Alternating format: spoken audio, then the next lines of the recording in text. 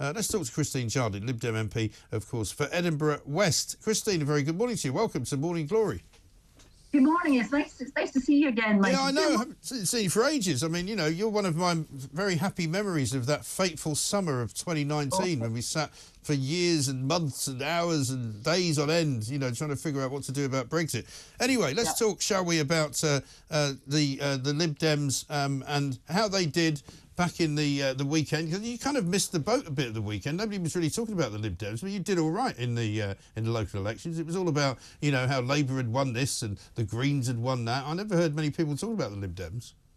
I don't think it was us that missed the boat, Mike. I think it was a lot of the media, because they well, that's kind of what I meant. Up on it.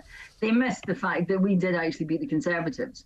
We got 500 seats. We did better than we had expected, much better. In fact, it's the best we've done since 1996. Yes.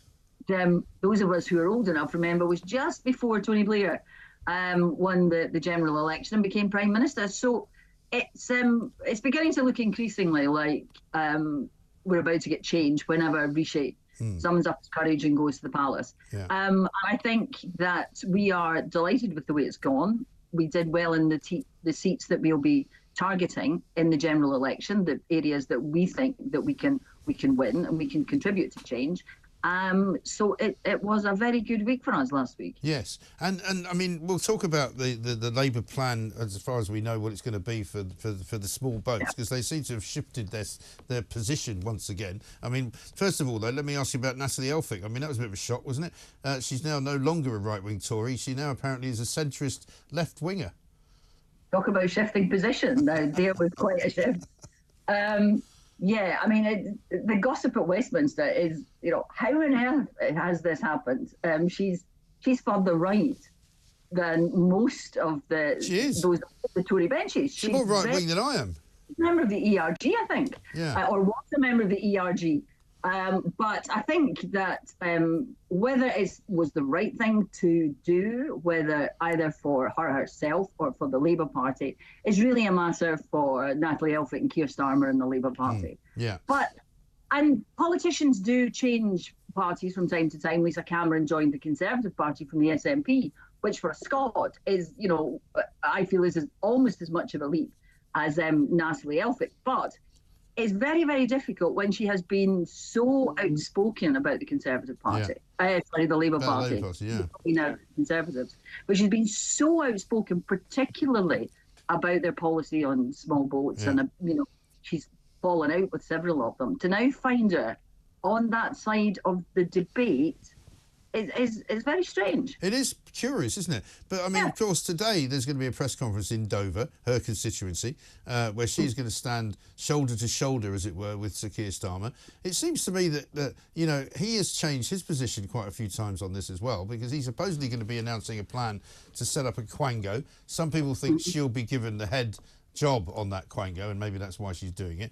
But at the end of the day, he's talking about a hostile environment, which I seem to remember was very much not the Labour Party position when Theresa May said she wanted a hostile environment for illegal migrants coming here. He's also talking about sending people back almost straight away, roping in people from MI5. I mean, it's a very tough stand he's taking. I don't know if it will work, but I'm not even sure a lot of the people in his own party will agree with it. I mean, I'm not sure. I want to know more about this. I listened to Yvette Cooper talking about it this morning. And the thing that did strike me about it is it's going to take a lot of money. It's going to take a lot of organisation. And it's going to take a lot of resources. Now, at the moment, we have cyber attacks. We had one last week.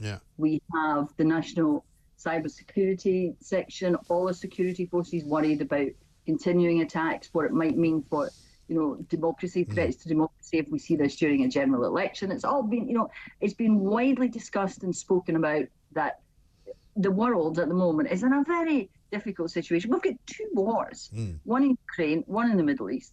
And, you know, how are we going to find MI5 going to find the resources for this? But I think other than that, I want to know more about the detail. What exactly is it that the Labour Party is talking about? Because, you know, Mike, we all want to see an end to the small boat crossings. We all want to see it. So if, you know, there is a solution, we will, you know, we will welcome it. Right. And our problem with the Rwanda scheme was that it's not workable. Right. Although, to be fair, I mean, I know that you might not want to be fair to Rishi Sunak because he's had quite a few chances to set his stall out and get it right. But I said this to Pat McFadden the other week, where after the local elections, if the Rwanda scheme in its new form does begin to work and they do begin to move people, I'm not saying that it will, but it might. Labour have already committed now to getting rid of it and scrapping it. But surely if it was to become something that was a deterrent of one kind or another, then it would be worth keeping, wouldn't it? Well, we all want to see a solution. And the Rwanda scheme, even those in the Conservative Party who support the principle of the Rwanda scheme don't think this scheme is workable. It's been criticised, if you like, from both sides of the argument. Yeah. I have deep reservations about spending all that money and it not working. And, something like 7 million GP appointments could be provided for, the amount of money that the Rwanda scheme is going to cost this country. Yeah. I have deep reservations about it. If Labour have come up with a solution, then I want to see exactly what it is before I say that it is a solution. I want to learn how it might work, how they're going to pay for it. And I know they've said they'll take the Rwanda money, but is that going to be enough? Is it going to be more expensive than Rwanda, less expensive than Rwanda? But we do need to get to the bottom of this. For me, that's about cracking the gangs. Now, if MI5 could do that, fine. But that's about cracking the gangs, having safe legal routes and dealing with the problem at its heart before people start to move and look for an alternative. Yeah. Work to make the conditions in their home country better in the first place, so they don't want to come here or anywhere else for that matter. But that's the other big expense of what goes on here, though, of course, is housing the people who are already here and the 100,000 plus who are in a backlog. Pat McFadden said to me that there would be no amnesty for these people. However, I'm not sure I believe him, because I don't know what you're going to do with 100,000 people who can't apparently be deported, who mostly have failed their claim for asylum. What's the Lib Dem policy on it? I think we have to be clear. If people are successful in their claim for asylum, then they should remain in this country. And we have established protocols about how the asylum system should work. But what we have at the moment, and at the heart of all of this, is an immigration system that is broken and isn't working. We've got massive backlogs. And people will blame COVID and Brexit. But the reality is we have to deal with the problem. And the problem is massive backlogs, not dealing with the processing, people being kept in temporary accommodation that we're paying for. And a lot of these people will eventually get asylum.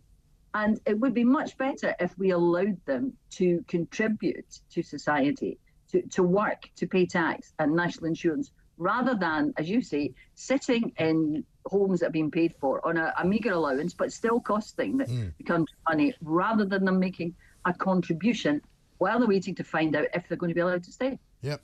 Christine, I'm just going to have to let you go. Purely just the line isn't great, but we'll get you back on because there's lots to talk about. We didn't even mention the SNP yet, but never mind. Christine Jardine there, Lib Dem MP for Edinburgh West. Thank you very much indeed for joining us.